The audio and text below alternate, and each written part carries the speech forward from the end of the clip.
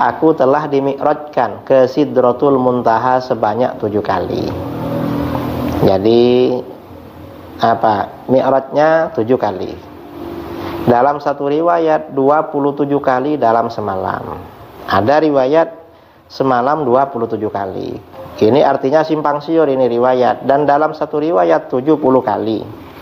Yang 70 kali gak menyebutkan satu malam. Yang menyebutkan satu malam cuma 27 kali. Dan ini ya tidak berat sebenarnya memahami. Karena kata para ulama sufi, ini ibaratnya mimpi. Orang semalam bermimpi mi'raj 70 kali. Namanya mimpi. Bagi orang biasa, kan bukan suatu yang mustahil. Jadi jangan dikafirkan.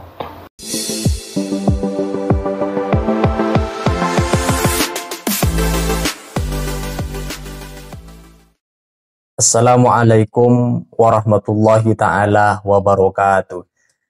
Kali ini Gus Idrus Romli menjelaskan mengenai sebuah pernyataan yang lagi viral di media sosial tentang Fakih Muqaddam, di mana 70 kali mi'rajnya Fakih Muqaddam dalam sekejap, artinya dalam satu malam, karena rupanya ini selalu dinarasikan, disampaikan oleh penentang nasab di setiap ceramah-ceramah mereka, bahkan tidak tanggung-tanggung. Ada sebagian orang mengatakan kalau mempercayai mi'rajnya Fakih Muqaddam berpotensi menjadi kafir. Menurut Gus Idrus Romli, dalam dunia tasawuf biasa terjadi sesuatu yang metafisika mistik.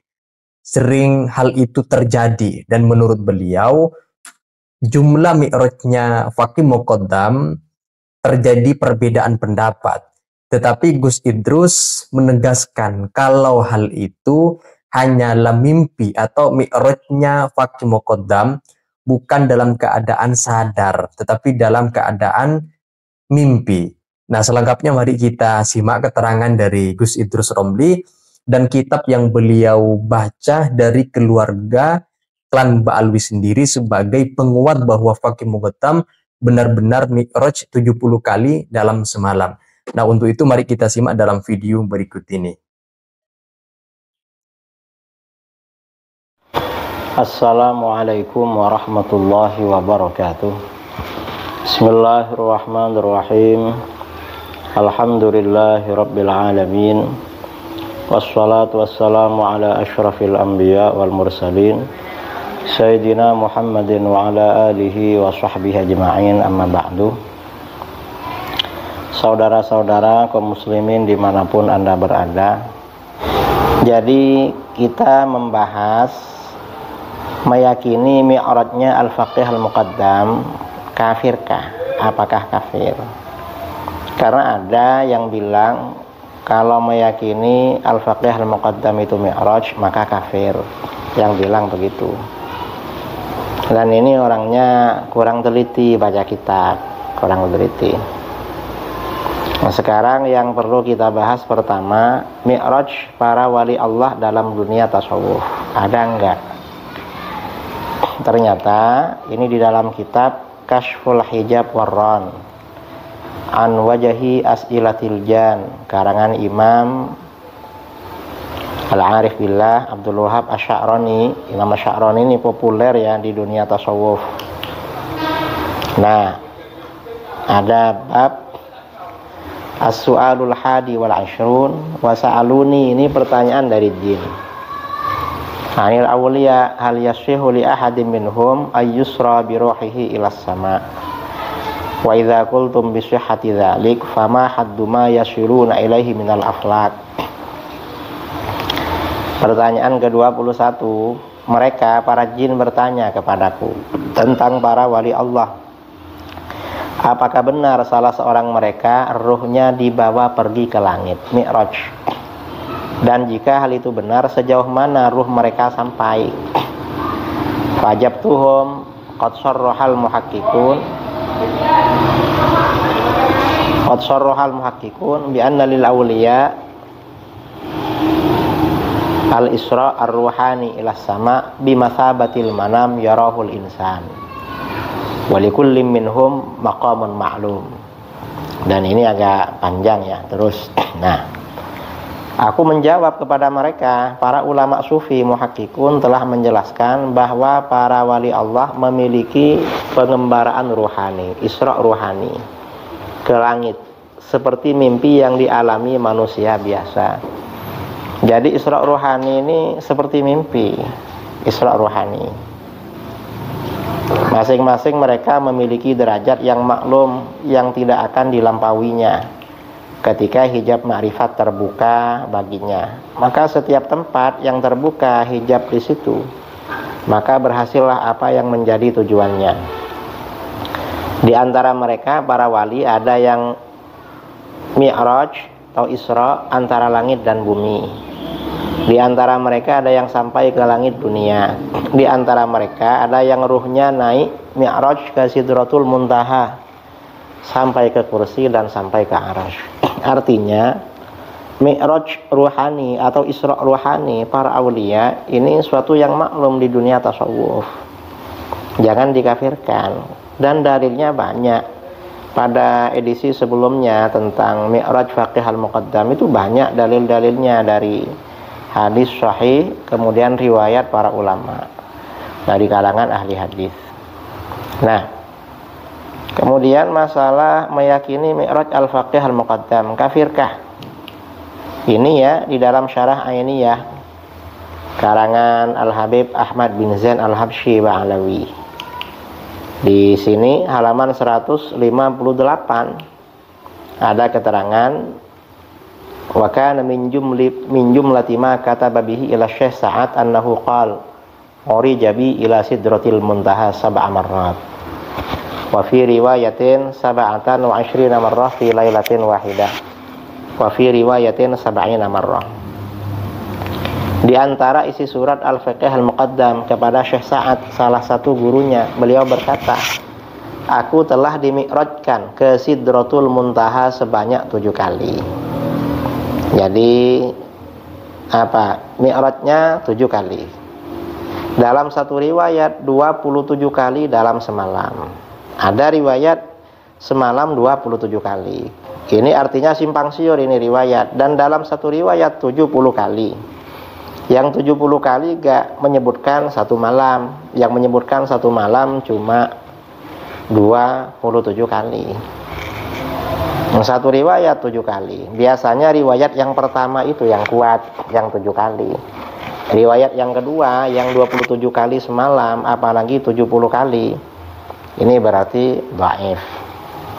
Dan ini ya tidak berat sebenarnya memahami, karena kata para ulama sufi ini ibaratnya mimpi.